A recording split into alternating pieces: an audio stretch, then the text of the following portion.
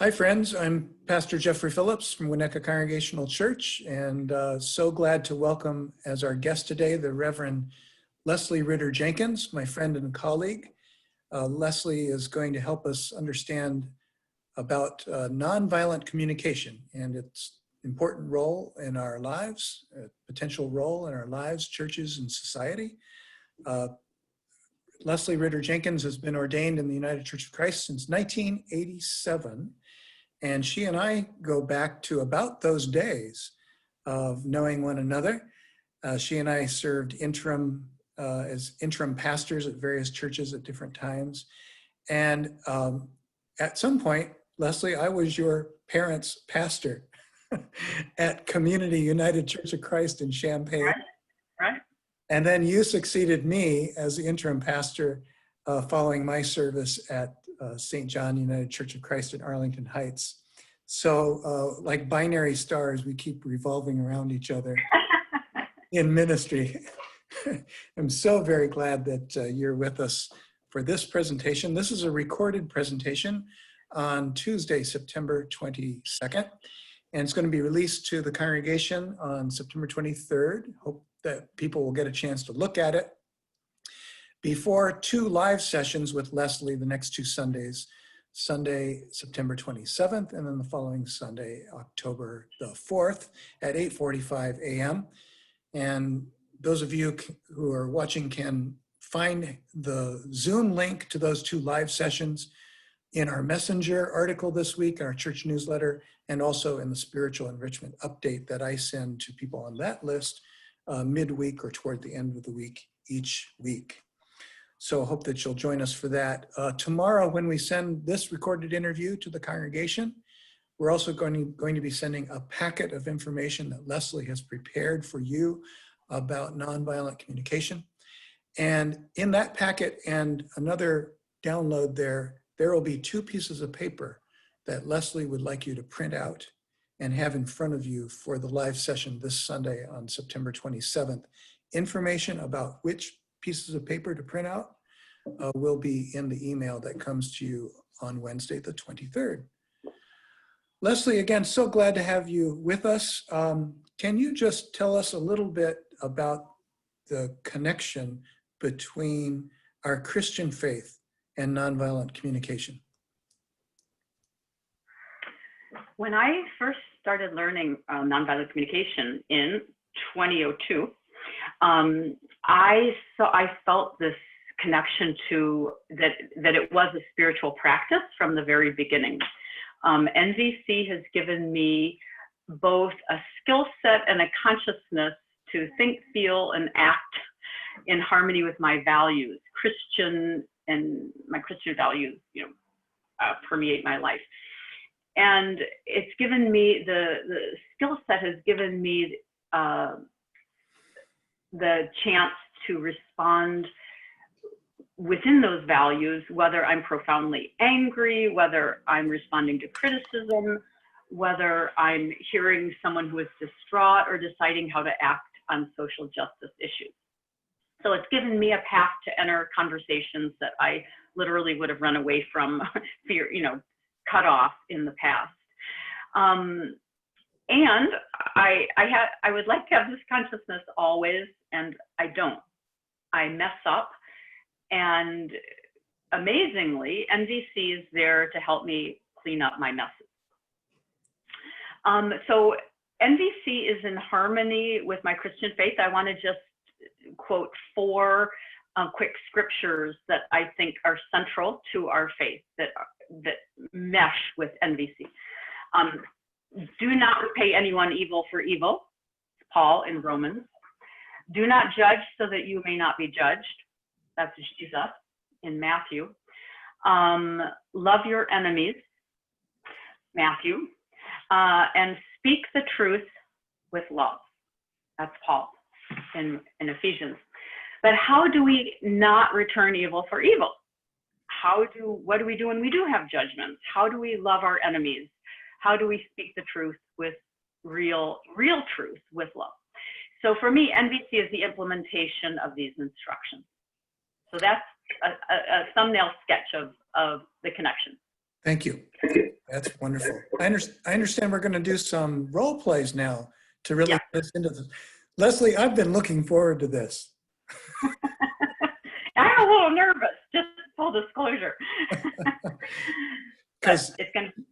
you know, every pastor is a frustrated actor. So I'm raring to go here. All right.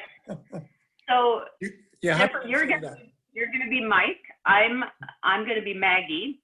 Maggie is asking Mike about issues that are important to him and in the election, and you're gonna go forth with Black Lives Matter. So let's start. And this illustration, the reason we're going to do the role play 2 times. First, when I do not have NVC consciousness. And the second time, Maggie is going to have put on her ears, her empathic ears. And so hopefully you'll experience the difference. Okay, first time, no NVC consciousness. We're just going to get into this.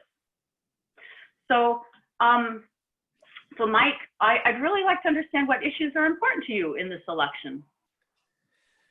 Maggie, thank you for asking. I mean, I don't know if you're one of these snowflakes or not, but all these bleeding hearts, they just talk about Black Lives Matter, and I don't understand it because it seems to elevate a certain group of people above everybody else. Not that just because I'm a part of that group that seems to be put down by these other people, but that's what's going on as far as I know. I mean, everybody knows that everybody's life matters. That's what Christianity is all about. And why they think that my life doesn't matter and the life of the police officers in my life and in my family, why they don't matter, I don't understand. Mike, but I think you're overreacting a little bit. You know, I mean, white people have had power in our society, you know, for 400 years. And, you know, Black people have been through slavery. They've been through Jim Crow laws. You know, it's a lot. And so we really are different and we're not aware of the privilege we have. I am sick and tired of hearing all this white privilege crap. My ancestors came here, they might as well have been slaves. They landed here with nothing. And generation after generation, they lived by certain Christian values that allowed them to raise their families with hard work ethics and honesty and not resorting to violence just when they didn't get their way, like these so-called protesters are. Yeah. That's gonna ruin our society. We're going to have nothing for our children. This is, obviously you've drank the Kool-Aid. Well, you know, I wouldn't call it Kool-Aid. I'd call it really looking at our history, you know, Mike. I mean, if you look, I mean, there's so much good material out there. Can I advise, you know, there's Ta-Nehisi Coates and there's other people to read, and they really help. If you really put your mind to it, you're gonna get something out of it. You're gonna see things differently. If that Biden wins, this is going to be exactly what's going to be indoctrinated to our kids in school. We won't be able to think for ourselves. All our freedoms are being taken away by these COVID rules, and now by politically correct language and speech in school, on TV, and even in churches. Yeah. I'm so sick of it. I get that you're sick, but you know what? I really think that that there's so much good material. We can get through this. We can learn. We can use our power. There's no way. This is irreconcilable, Maggie. I really appreciate you bringing it, but it's just making me madder and madder. All right, let's do a timeout here. We're gonna stop that role play. How'd I do? It was beautiful. It was beautiful. As far as I see. So now this time you can say, the same things, the same issue. And I'm going to try and respond and connect in a different way. Okay? And I want to, for my own awareness here, Jeffrey, I'm going to set my clock for 5 minutes. All right. All right. So So Mike, tell me, I'm really curious what issues are important. We're in this polarized place in our country, and I'm just curious, what's important to you? I am sick and tired of this Black Lives Matter crap. It has gotten me so upset that certain group of people think that they are better than anybody else. And they're always playing the victim card rather than getting out and actually participating in society. And what they're saying is that I am worthless, I am nothing, and that anybody who happens to look like me and be born with the way I'm born here just doesn't matter. And that the only thing that matters to them is their agenda, and they just want to run this country into the ground with getting everything politically correct. Can't say certain things anymore because it might offend somebody and hurt their precious feelings. Well, what about my feelings and my life? It's just as hard. Mike, let me see if I've got you so far. Let me take that in.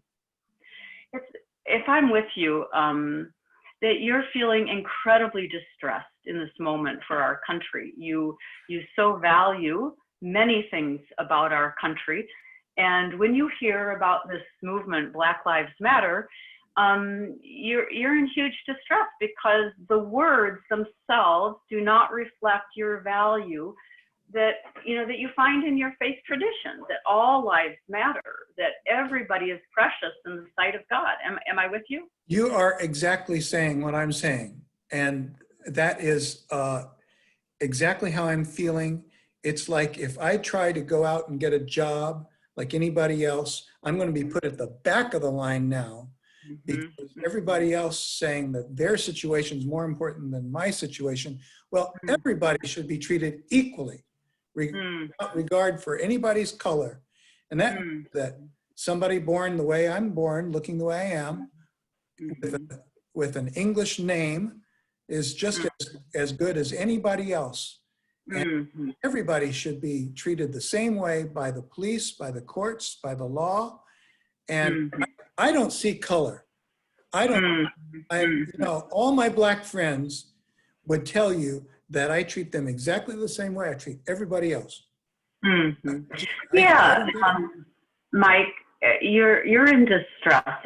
You feel this deep tension, and it's around jobs, employment, it's around opportunity, it's about being accepted and valued for who you are up front, and everybody being valued for who they are. You'd like if I'm with you, you'd like some acknowledgement that you have true friendships with people of different skin color, Black people and others, and that you want that acknowledged. You want the beauty of all the work you've done in your work, in your relationships, to be acknowledged. And that is not being represented to you as you hear the Black Lives Matter movement. You really feel disconnected from that. That's right. And I think it's going to run our nation into the ditch if a certain group of people want to raise themselves up by pushing everybody else down. I believe that a rising tide lifts all boats. There's a power dynamic that's going on that you're really uncomfortable with.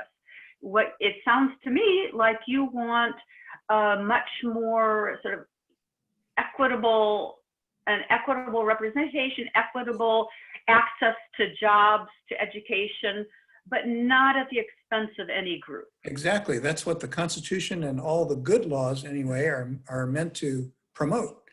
Absolute equality, and it doesn't matter your ethnicity, religion, age, sexual, whatever, it doesn't matter. Yeah. And so when a group, a political group, a political movement promotes themselves like Black Lives Matter, and to you it's implying an exclusion that white lives don't matter or are not as valuable, and so it's just difficult to understand why they would even choose that phrase. Exactly.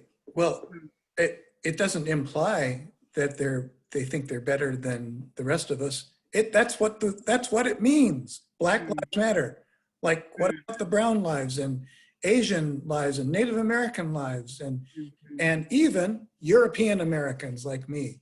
I just don't get it, Maggie. I don't get it. So Mike, I'm going to stop our role play here. My timer went off, and let's take a couple minutes. I would just be interested to hear how, your experience between the two. And we just have a couple minutes to review this. We can carry it forward in the other Zoom sessions if we want. Well, there's a huge difference between first time and second time. The second time, I felt like I was heard. I felt like you were somebody I could have a conversation with. And that, in fact, I felt like you were kind of neutral on the issue itself and more interested in my welfare, my value, and our relationship. Yeah, let me just comment on that. That I'm certainly not neutral, because my own feelings are very, very strong, and but I was intentionally prioritizing the connection first. We say, empathy before education, we say. That's a little phrase. But I want to make sure I've got heart-to-heart connection, trust, some understanding in the relationship before I present maybe my different view or whatever. Yeah. So in this short period of time, I couldn't get to that full connection to then begin to say, well, what do presenting something of my own honesty. Yeah. So, and the other thing you said is you felt the connection, and that, we just stayed in connection longer.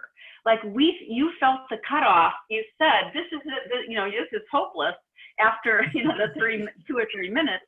And it's not hopeless, because look, here we are in this dance.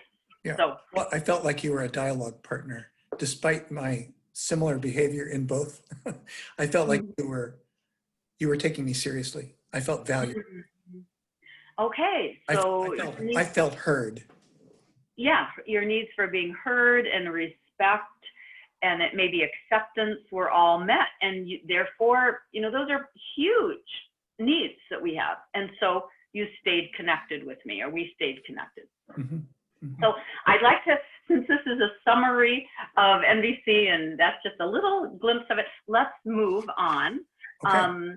I'd like to just refer people to the Center for Nonviolent Communication, CNVC, if they want to learn anything more about the founder, Marshall Rosenberg. His book is NVC, A Language of Life. And I want to say that, you already said that. People have they all have a handout of most of covering what I'm sharing today. So I want to say quickly that in a minute that NVC has a spiritual core, and a consciousness, if you will, and a model sort of step, what you do in communication. The consciousness has an element of equality. Everyone's needs matter. That was actually part of your representation in the role play. Everyone's needs matter in nonviolent communication. And there's a parallel in Christianity that every person is a child of God. We all bear God's image in some way. The consciousness is also about thought, a willingness to examine our thoughts, often what is unconscious, a willingness to examine what is unconscious behind what we say and think, what we have learned from culture, from family, from schools, from our places of work, from legal structures. So a willingness. And the parallel in Christianity is a willingness to repent and learn, I believe. Thirdly, in the consciousness, a commitment in NVC consciousness is a commitment to use power with versus power over others.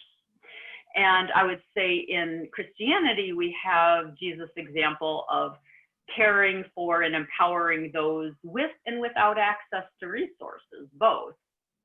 Tax collectors, those without money, those without help. So, and then NVC is a model, and it's about communication that is verbal and nonverbal. So that's my little thumbnail sketch summary.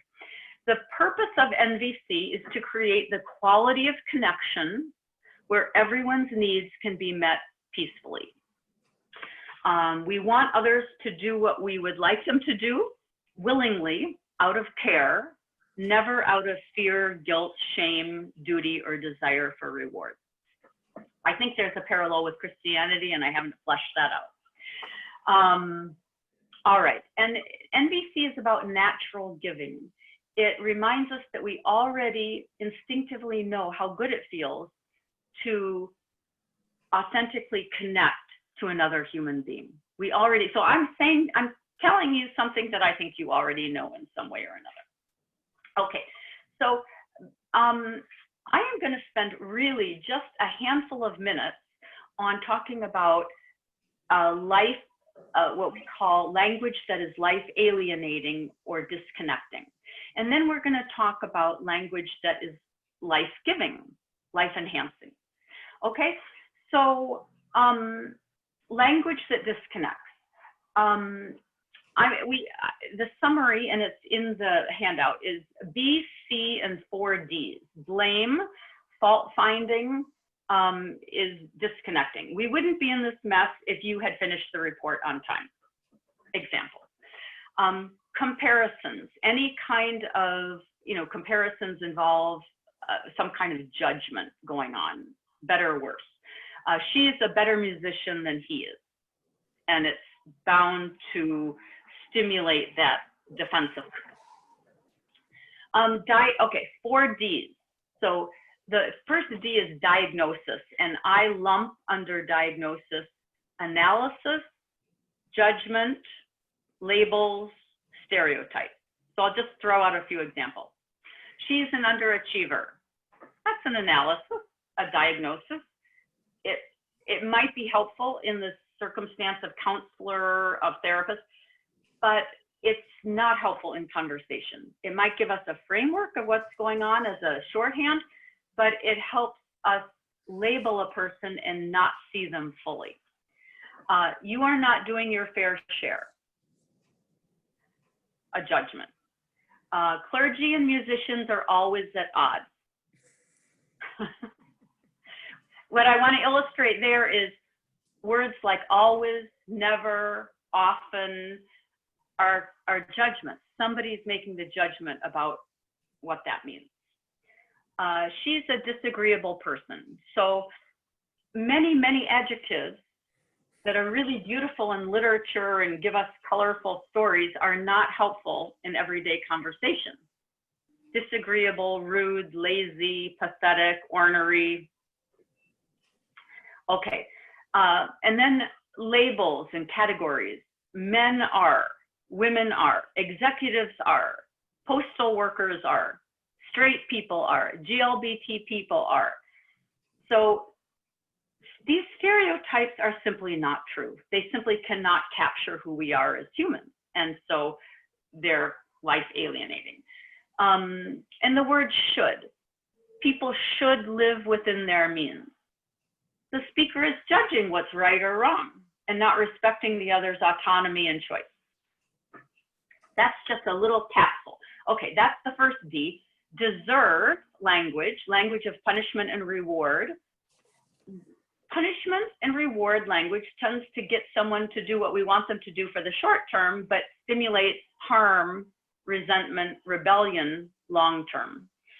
So we want to ask someone, what is the reason you want someone to do something? We don't want them to do it out of fear of punishment, but to contribute to life. So that's deserve language is the second D. Children who don't listen don't deserve treats.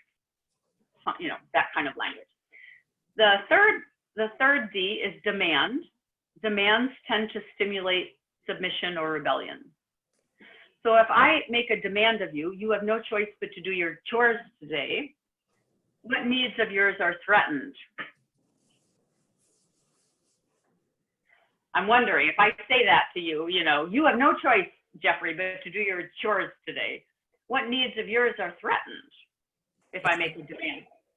I would just be defensive if, you know, someone said that to me, even as a child.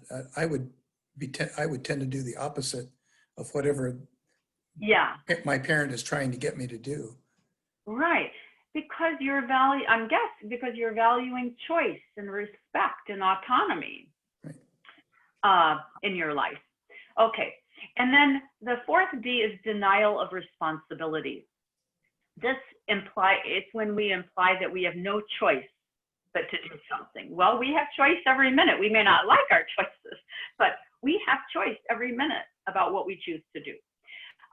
So when we say things like, my boss made me do it, that's what the universe wants me to do. I'm a Virgo. I can't help but give away money, or I'm not a Virgo. I don't know if that fits or not, but you know, anytime we deny responsibility. Okay, so that's the category of life disconnecting language. So I'm going to shift to language that is life-giving.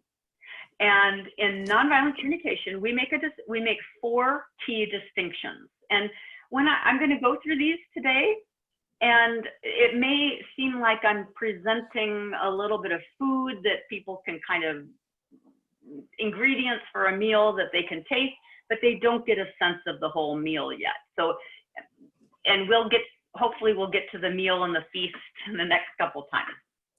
These are just In the live sessions will yes. help us understand more in depth and how it applies to our daily living, right? Yes, thank you. So when things are not going well for us, when somebody is doing something that's less than wonderful in our life, we want to think in terms of these 4 distinctions before we respond. Because if we respond in that other way, those things I just outlined, the life alienating language, chances are we're not going to go anywhere. We're not going to get to the strategies we want. I'll just do one quotation of Marshall Rosenberg. When we're angry, we're about to say or do something that will almost guarantee that our needs are not going to get met. That's one of my favorite quotations of Marshall Rosenberg. So instead of that, you know, we can transform our anger. That's another time. But these 4 things help us express ourselves in a way that is connecting. The first distinction is observation versus evaluation. We want to make an observation. What is an observation? It's something we can see, hear, remember, devoid of any interpretation. It's what a camcorder would report in a situation. For example, if I share space with a coworker and I don't like the way she keeps her space, I might say, I see piles of papers on the floor and used mugs on the shelf. That would be what a camcorder would see. A quotation is an observation. So Sharon said, my office is the messiest in the whole church. That's an observation too. An evaluation, which is what we don't want to do, is a judgment. Sharon is disorganized and her desk is chaotic. Or Sharon, you're disorganized and your desk is chaotic, if I'm talking to her. I don't want to make assumptions or inferences. Sharon must have had messy parents. Sharon's house must also be a mess. These are all stories we tell ourselves about others without clarity about the facts. So we want the camcorder version, the observation, just the facts. And Jeffrey, I'm gonna read a couple sentences, and I'm gonna ask you to tell me if you hear evaluation or judgment in these, okay? And we can discuss why or why not. I'll do my best. The garbage is disgusting.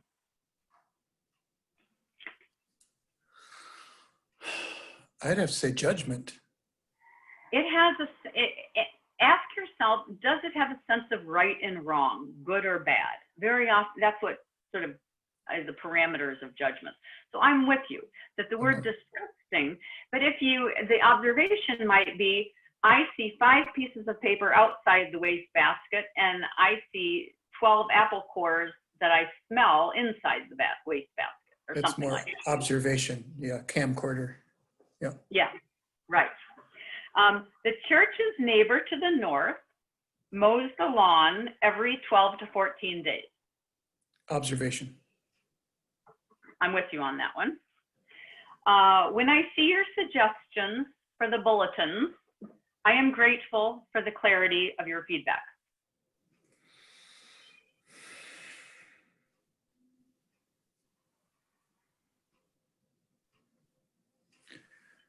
Wow. That's a difficult one, and I'll help you out one. Well, I'm going to say it's observation, because I am just reporting my feelings here. Very good. So that you got to it just like that. When I see your suggestions for the bulletins, that's sort of a observation about something external, and then I make an internal observation. I mean, an observation can be external or internal. If you're talking about your feelings and needs getting met, that's an internal observation. So that was a hard one. Okay, I think this is a hard one too. Good friends show up for important occasions. Oh, that's what's judgment, or what's the word I'm looking for? Yeah, an evaluation. That's an evaluation. Yeah, because it's saying, well, what are important occasions, but it's a positive. I mean, it's sort of in the positive, but it's still a threat, isn't it? Absolutely. Well, especially if it's in the context of someone being late. So, well, good friends show up on time. Right. Okay. So there we've just done a few of observation versus evaluation, and it's really helpful to know that distinction. All right. Let's see where we are with time. Okay, we're doing pretty well. The second distinction, and we make an NVC, is feelings versus thoughts. So what is a feeling? A feeling is a body sensation or an emotion. And there's a crucial thing that Marshall Rosenberg taught that I have not heard in any other psychological model. Feelings let us know whether our needs are met or not met. We'll go into this next Sunday, actually, in more depth. But feelings are body sensations and emotions that let us know whether our needs are met or not. Feelings arise from within. Consider for a moment, if you feel fear or anxiety, where in your body do you feel that? Do you have I feel it kind of in the pit of my, solar plexus. Yeah, I would say stomach, but yeah, even in shoulders. Right. So paying attention, our body is connected. We may live as if we're right here all the time, but our body's connected, and paying attention to body sensations gives us a lot of information about whether our needs are met or not. Feelings are not good or bad. They are part of our physiology. For Christians, I would say it's how God made us, this beautiful, complex web of feelings, thinking, heart, everything. Okay, so that's feelings. What are thoughts? We say feelings are distinct from thoughts. When we use the following phrases, we are expressing a thought and not a feeling. So this is getting to how we use language. Sometimes we say, I feel as if. I feel as if this project isn't going well. That's not a feeling, that's a thought. I feel that she's not pulling her weight. I feel you are not helping me. Those are all thoughts that come after. So what are feelings? What are true feelings? So let's name some feeling words. You want to throw some out there? Exuberant joy. Yeah. Contentment. Mm-hmm. Anger, of course. Happy, anger. Mm-hmm. What else? Jealousy. Jealousy. Sadness. Gratitude. Mm-hmm. Frustration. Okay, so we've got some feeling words out there. Now, I'm just going to prompt you to see if you can get us to say a few words that I put in a different category. So if somebody accuses you of doing something that you haven't done and you know unfairly, how do you feel?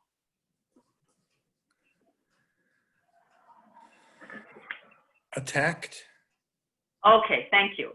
If we say words like attacked, blamed, left out, bullied, used, these are words that, of course, there's feelings behind them, but they imply their evaluations of what somebody is doing to us. Somebody is attacking me, somebody's using me, somebody's bullying me.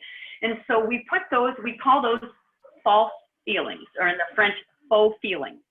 So on the list in the packet, Winnetka congregants will see a whole list of these, and then likely the feeling words that arise from within next to it, and then maybe a need that's not met. So we can talk more about that, but it's a key distinction. Okay, let's see. So let's see where we are. Okay, good. Time-wise, trying to keep to our time schedule. So that's primarily the distinction between feelings and thoughts. That feelings arise from within. We don't consider them good or bad, and they give us huge important information about whether needs are met or not. And we're not saying somebody else causes those feelings because they're arising from within. All right, the third distinction we make, the third critical distinction, is needs versus strategy. So what are needs? A need is the name we give to energy or the drive in human beings that's necessary for us to thrive.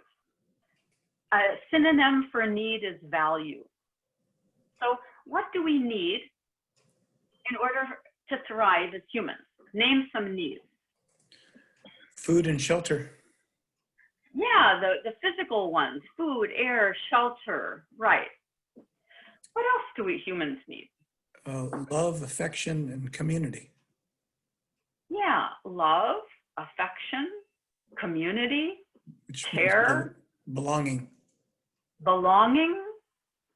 It's an interdependent needs that are about us being social animals and living together. Yeah. Mm-hmm. Things, and then there's maybe individual needs like respect, autonomy, challenge, learning, growth. What about purpose, Leslie? Purpose. I put that as a need. Mm-hmm. If I don't have purpose in my life, I feel pretty empty. So all of those are needs. Thank you. Everything we do in life is to meet a need. I got up, I took a shower this morning. It met several needs in my life, not only to get clean, but also when I shower, sometimes I think about my baptism. And so it actually has sort of a spiritual sense to it for me. So I actually say this with tears in my eyes, it was about preparing to be together and do this presentation today and to remember what my purpose is. So everything we do in life is to meet a need. All right, all humans have the same needs. Needs are universal. So if you're thinking, is this a need or not, ask yourself, does every human being need purpose? Yes, we do.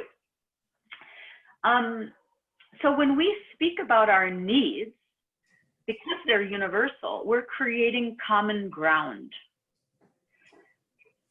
And when we acknowledge, whether we're talking about our needs or the needs of others, in personal, professional, in any relationship, needs create this beautiful common ground.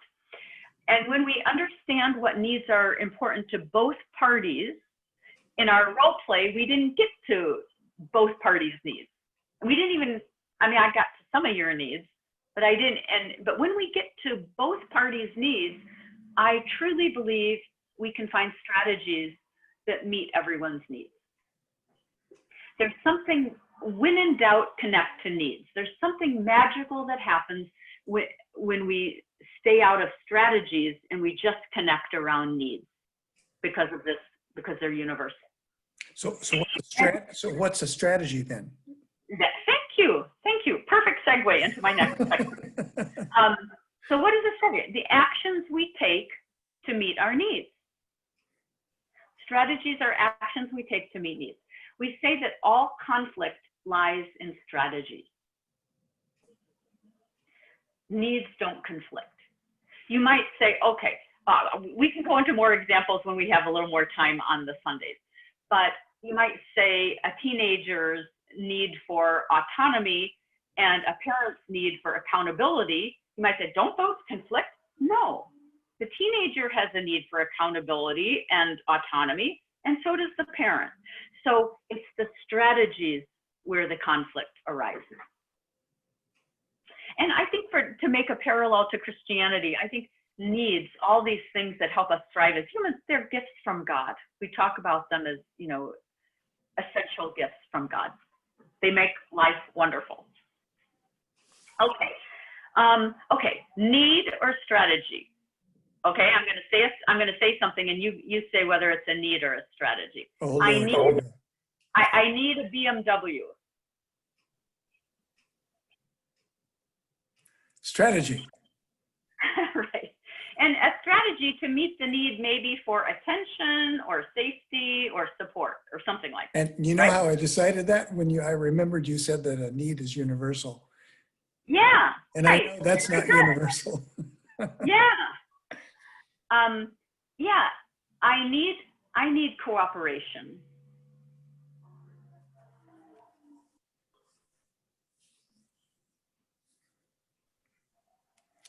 Need.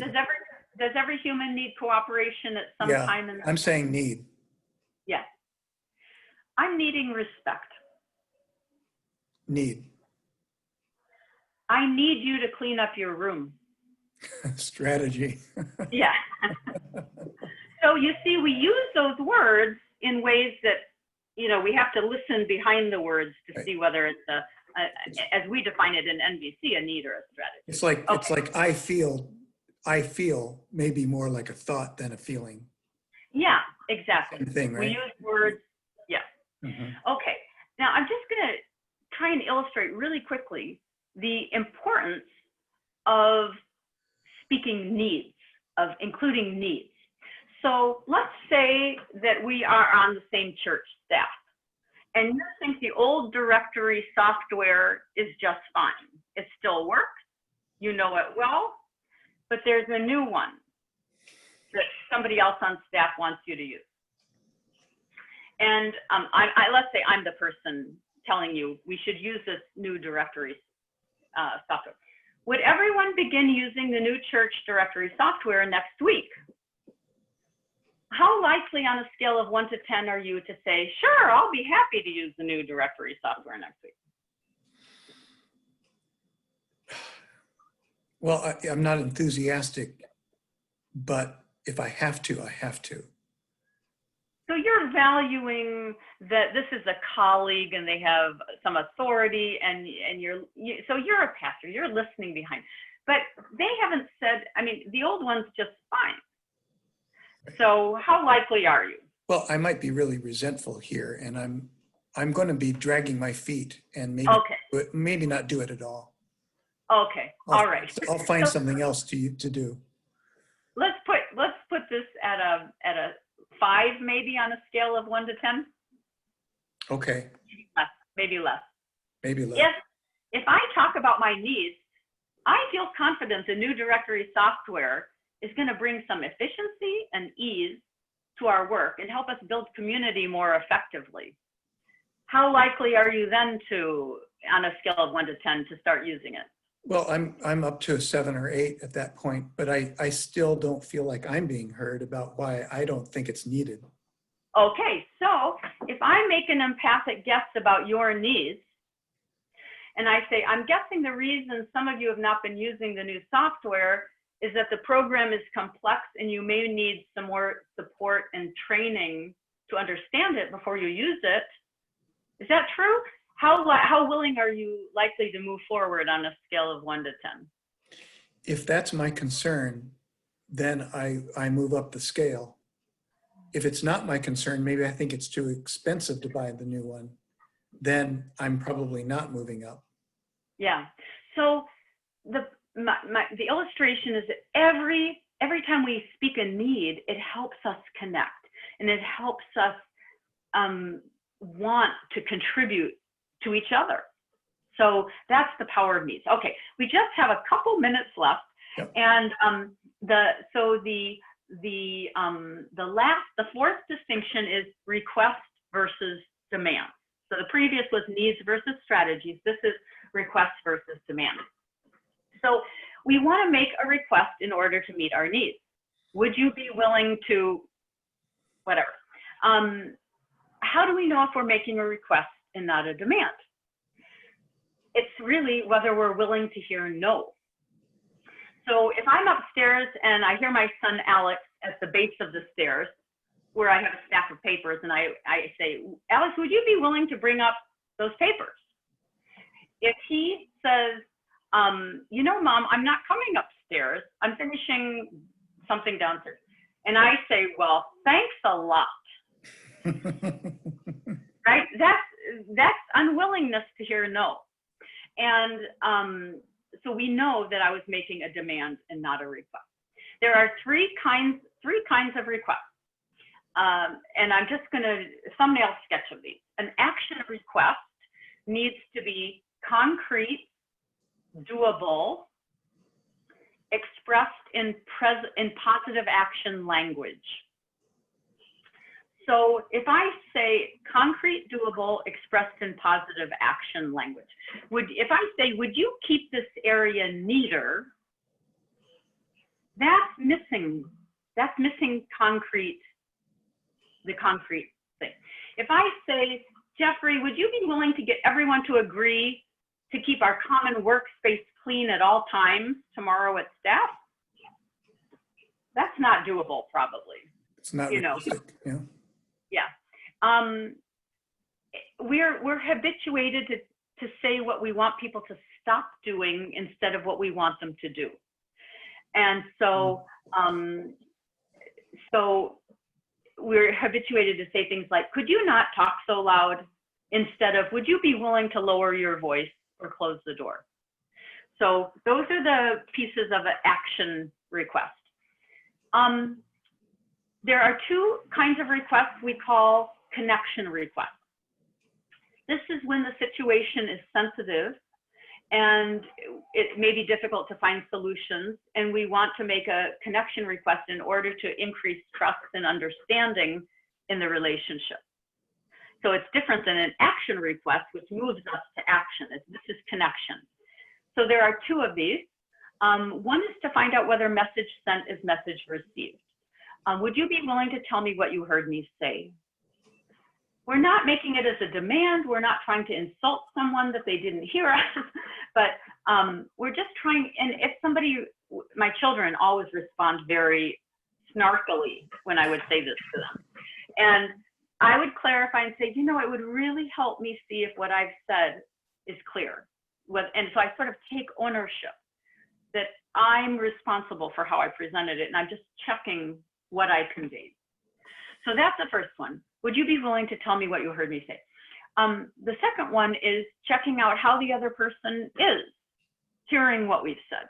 Would you be willing to tell me how you feel hearing me say this? Excuse me. So those are the two connection requests. And then the third is an integrative request.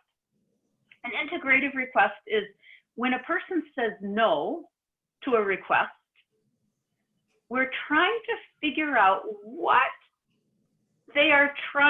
need they're trying to meet that is preventing them from saying yes. We're listening behind their no to what they're saying yes to. And every no is a yes. That's another Marshall quotation. Wow.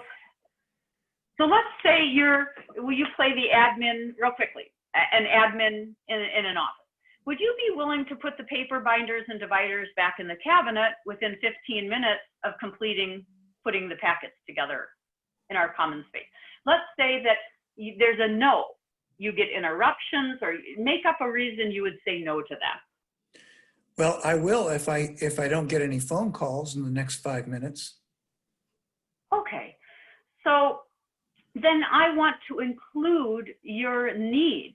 So Jeffrey, it sounds to me like your work has interruptions and there's some unpredictability about it. Is that Exactly. true? That's right. So now I'm going to revise it and make an integrative request because I've asked for something specific and doable that meets my needs, but now I'm going to include yours.